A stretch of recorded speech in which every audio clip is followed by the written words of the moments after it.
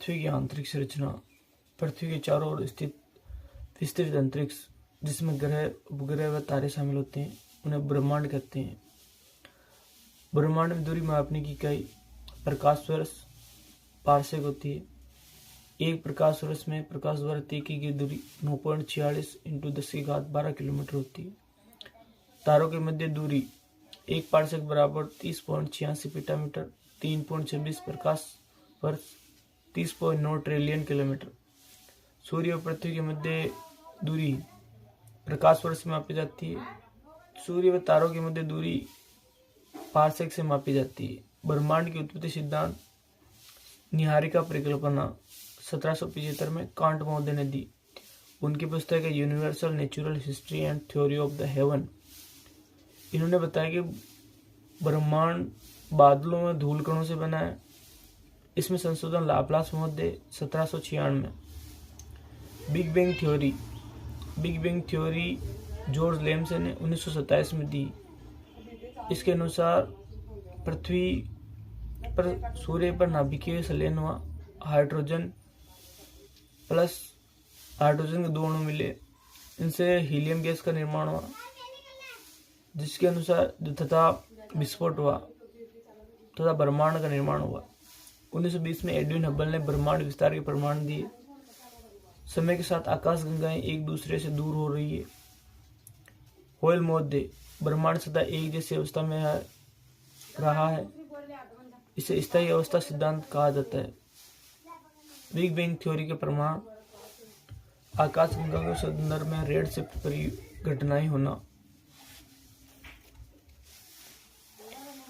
आकाश गंगा दूर जाने पर प्रकाश आवृत्ति कम हो जाती है। माल्टन व चैम्बरलिन 1990 में एक भटकता हुआ तारा आया और सूर्य से टकराया, जिसके परिणाम स्वरूप आकाशीय पदार्थ से सिरगनुमा आवृत्ति हुई। इनसे ग्रहों का निर्माण हुआ। पृथ्वी की आंतरिक संरचना के स्रोत प्रत्यक्ष रूप में ज्वालामुखी, अप्रत्यक्ष रूप में भूकंप, गुरुत्व बल। प्राकृतिक भूकंप व ज्वालामुखी, अन्य में तापमान व घनत्व। अन्य स्रोत घनत्व, डेंसिटी। घनत्व पृथ्वी की आकृति त्रिविमीय आकृति 3D शेप के समान है, जिसका मापन gm³ में किया जाता है। सर्वाधिक घनत्व वाला ग्रह पृथ्वी 5.517 gm³। न्यूनतम घनत्व वाला ग्रह शनि है 67 gm³। पृथ्वी में गहराई के साथ घनत्व बढ़ता है। पृथ्वी के केंद्र का घनत्व 11 gm³ है। NCERT के अनुसार 13 gm³, आधुनिक मत के अनुसार 13.6 gm³ पृथ्वी का घनत्व है। दाब से चट्टानों का घनत्व बढ़ जाता है। पृथ्वी की सतह में भूगर्भ की ओर जाने पर दाब घटता है। दाब से चट्टानों का गलनांक बिंदु बढ़ जाता है। हिमांक वह ताप बिंदु जिसमें द्रव में ठोस अवस्था में बदलता है। गलनांक किसी पदार्थ का वह बिंदु जिस पर वह ठोस से द्रव अवस्था में आता है, उसे गलनांक कहते हैं। क्वथनांक वह ताप बिंदु जिस पर द्रव से गैस की अवस्था में आता है, उसे क्वथनांक कहते हैं। तापमान पृथ्वी की आंतरिक भाग में ताप की गणना सर्वप्रथम केल्विन महोदय ने की। गहराई के साथ तापमान बढ़ता है। तापमान बढ़ने की दर 32 मीटर बराबर 1 सेंटीग्रेड तापमान बढ़ता है। यह तापमान वृद्धि दर पृथ्वी की 8 किलोमीटर तक होती है। बाद में वृद्धि दर में कमी होती है। गहराई के साथ तापमान वृद्धि होती है लेकिन ताप वृद्धि की दर कमी होती है। पृथ्वी के आंतरिक भाग में ताप के स्रोत रेडियो सक्रिय तत्व, गुरुत्व बल का ताप रूपांतरण। पृथ्वी की आंतरिक संरचना का वर्गीकरण सर्वप्रथम सुएज महोदय ने किया। सुएज महोदय ने यह वर्गीकरण रासायनिक संरचना के आधार पर किया है। ऊपरी परत 50 किलोमीटर परतदार चट्टानें हैं। परतदार चट्टानों के नीचे पृथ्वी को 3 भागों में बांटा गया है: सियाल, सीमा व निफे। सियाल का घनत्व 2.7 से 2.9 gm³ है। सियाल में सिलिका व एल्यूमिनियम तत्व पाए जाते हैं। ग्रेनाइट चट्टानें होती है। ये ठोस होती है, अम्लीय होती है। ये 50 से 300 किलोमीटर के मध्य पाई जाती है। सीमा, इसका घनत्व 2.9 से 4.7 जीएम क्यूब होता है। सिलिका व मैग्नीशियम पाई जाती है। क्षारीय चट्टानें होती है। पेरिडोटाइट, बेसाल्ट, गरीबो, एम्फिफोलाइट चट्टानें पाई जाती है।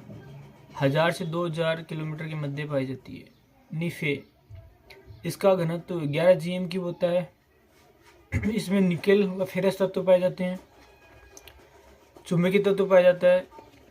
चट्टानें पेरिडोटाइट व ड्यूनाइट पृथ्वी के केंद्र बिंदु में पाई जाती है।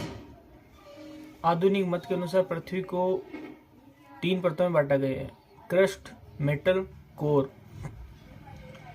इस संकल्पना का श्रेय डेस्कार्टेस को दिया जाता है। 2 परतों के मध्य अंतर को असमानता कहा जाता है। ऊपरी क्रस्ट व निचली क्रस्ट के मध्य असमानता कोनाई कहलाती है। निचली क्रस्ट ऊपरी मेटल के मध्य माहे असमानता पाई जाती है। ऊपरी मेटल व निचली मध्य के मध्य रेफ्टी, निचली मेटल व ऊपरी कोर के मध्य गुटेनबर्ग, ऊपरी कोर व निचली कोर के मध्य लहमान।